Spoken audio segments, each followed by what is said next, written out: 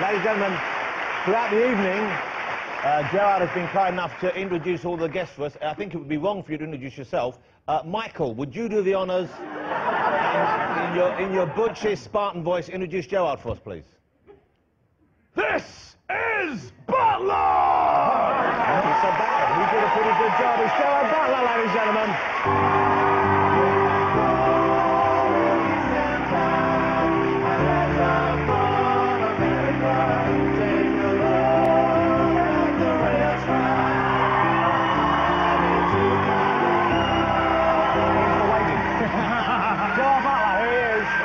He's with us. Sit yourself down, Gerard. Wow, it's great to have you on the show. Thank you. Listen to that. Congratulations, before we move on, congratulations on your birthday. I just said 40 years old, ladies and gentlemen. There's no way I would have thought you were that old. You know that cream that Michael was talking about? Yeah. Well, I started using that 20 years ago. Cream. Yeah. So. But you know what? Well, okay. Here's someone you lived. I mean, I know you just said you've given up partying and sort of stuff for the last 10, 12 years, is it? 12 years, yeah. So you gave up booze completely 12 years ago? Completely, yeah. Okay. Yeah. And so that would, I would have thought, you know, help you get yourself back in good shape and so on. But when you party hard, which you did for a few years, normally that takes its toll. Did it take you a while to bounce back? How long was it before you could get back into feeling normal, feeling healthy? It didn't take me that long. So my voice is gone, by the way, from all the shouting. I'm like, ah. Well, it's your own fault. Yeah, you know. If you do that well in the film, because that's a good movie, isn't it? Did you like that movie? Yeah, I went out and bought a pair of red pants after that movie. I don't mind telling you. I think I had the same problem then as well, because we tried all different levels of Sparta. It was, this is Sparta, and then there was, this is Sparta, and then the final one, I said, let me try one more. Big. And I did a huge one, and the second I did it, literally, there was guys in the background laughing. They were like, and I went over to to Zack Snyder, the director, and I said, all right, that was too much. He goes, no, that was awesome. Is he American? What did you do before you went to America, before you decided, okay, I want to make it as an actor, which I guess was partly what prompted the move to the States. What did you do? You'd studied law for a while, hadn't you? I did. I studied law for 5 years. And I trained as a lawyer for 2 years. And a week before qualifying, they said, we think that you're a nut job. And I lost my job. And is that a legal term, nut job? Well, it was to them. Why did they think that? What were you doing that was? You know, I was many different things, actually. One, I wasn't very good. Two, I wasn't really trying to be very good. I wasn't inspired. So you didn't really want to do it? No, I mean, I enjoyed the studying. I was president of the Law Society and all of that, you know, but I just, the more time went on, the more I thought, this is not for me, especially when I started working.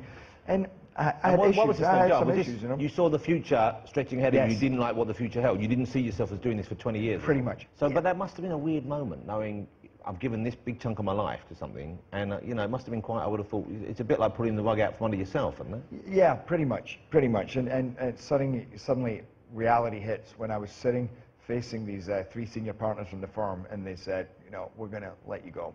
And it's best for you, and it's best for us, and you know, your talents are suited elsewhere at the pub. So were you turning out? Were you boozing during the daytime? Yeah, I was. I mean, I got to tell you, I have many stories about that. But I think I had 32 days off in 2 years, and 25 were Mondays. And That's a pattern right there. And then there was 5 Fridays and 2 Tuesdays, and I think I just did the Tuesdays to make the Mondays more convincing. So how then do you make the leap to America? How do you get yourself over there? How do you get yourself set up as an actor? Well, by the time I got to America, I'd been acting now for a couple of years, you know, and things had taken off, and they were going pretty well. Not amazingly. I mean, I didn't go over there as some movie star, but you know, I had my first audition for a movie was actually Mrs. Brown. Right. Which I got the role for. So after Mrs. Brown, actually, my manager, who's actually my producing partner, I was supposed to have a meeting with him in America, and I went out there. I was doing something else, and I didn't even get in touch with him. I mean, this is my chance at meeting an agent or a manager. I didn't even make the call. I came back home, and he called me up, and he said, you're crazy, you know, you could do great. Let me represent you. Yeah. So it was due to happen in a way. You know, he spotted something, and you knew you could do it. But it's exciting. I get excited when I see someone, you know, following that dream and it happening for them, you know. And I've never met you before tonight, but I was really pleased seeing you in these movies. And when 300 came out, I vaguely knew I'd seen you some other stuff like that, and I thought, this is great. And I was so thrilled when it was a big hit. And especially because it was a better movie than it needed to be. You know what I mean? It could have just been a comic book action film, but it had a lot more going on. Must have been a tough one to shoot, though, I would have thought, wouldn't it? It was an intense shoot. I mean, I trained for 4 months before we even started, and And that was working out and stuff? It was working out, yeah. You must have been surprised and delighted with what a huge hit it was, because once again, it's quite an out there premise. And the way it was directed, you know, he proved me right, but it was a very kind of bold choice, wasn't it? It was very stylish, very stark, and very kind of like almost hyper the way it was shot, wasn't it? Yeah.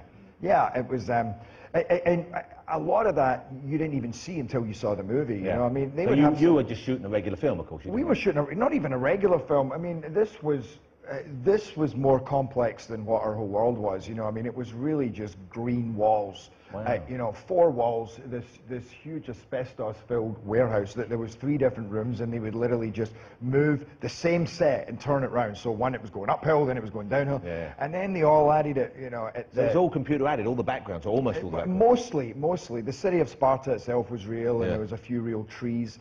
But other than that, you're literally walking around going, there's something in the distance. Yes, he's been followed. You know, you don't walk and stop. And you go, look, there's a burning village. Yes, they're over there. They've been following us in Sparta. And can I just say, if you haven't seen the film, Joe's acting in the movie is better than you would think.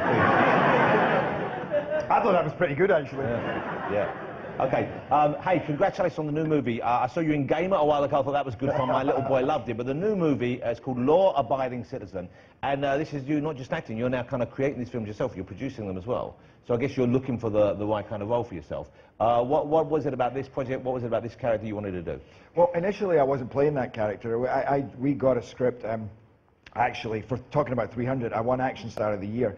And at the award ceremony, this guy walked up and congratulated me and then said I'm a writer. And I was like, oh, God, here we go.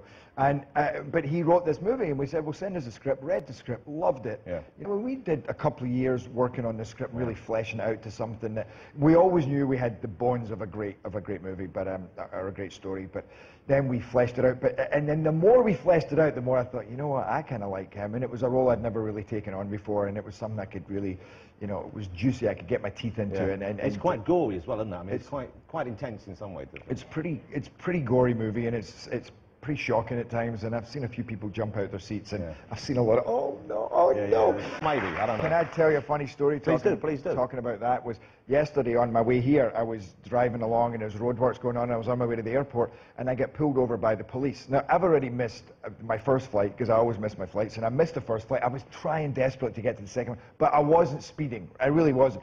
They pulled me over and they said, you know, you realize you were doing something like 48 in a 40 miles an hour zone.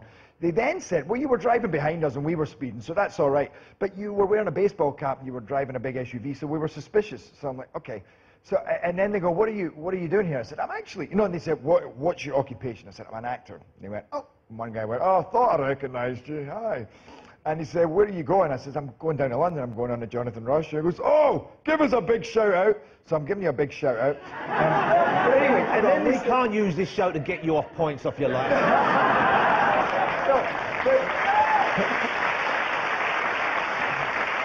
This is abuse. You've got to take your opportunities where you can get it. And then he said, so, and what are you doing here? He says, you got a movie coming out. And I said, yeah, and I have the premiere in Glasgow. And he said, what's the movie called? And I went, Law Abiding Citizen. I hope you'll agree, Gerard Butler has been a phenomenal guest, ladies and gentlemen.